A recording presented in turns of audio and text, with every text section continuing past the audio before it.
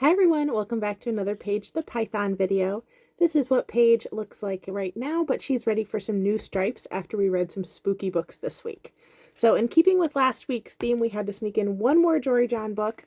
This was The Good, the Bad, and the Spooky, where our bad seed from one of our previous stories decides whether or not he can trick his friends into postponing Halloween so he has more time to work on his costume. My students really loved the familiar character since we had read The Bad Seed last week, so this was a huge hit with them. We also read a classic, Arthur's Halloween.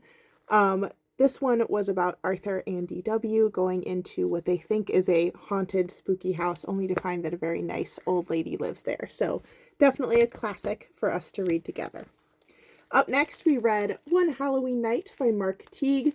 This was a very interesting story about a group of friends who go trick-or-treating and are on the run from some bullies in their class, and some unexpected twists and turns happen because of the magic of Halloween night. This was also a very fun one to read.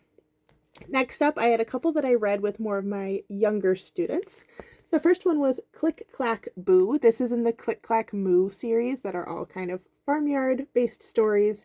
They really enjoyed this one and kind of the twist ending that it has, but also it was just a very sweet and simple story to read for Halloween.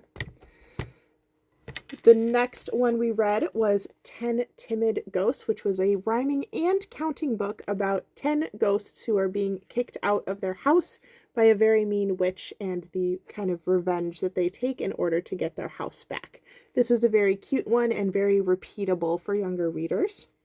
The last one was probably our little's favorite book that we read. This was The Little Old Lady Who Was Not Afraid of Anything.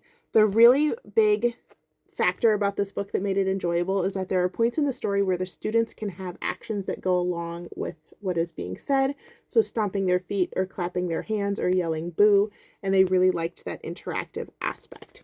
So we read 1, 2, 3, 4, 5, 6 Halloween books this week, so we're going to add 6 holiday stripes in our pine heather color. Without further ado, let's add those stripes.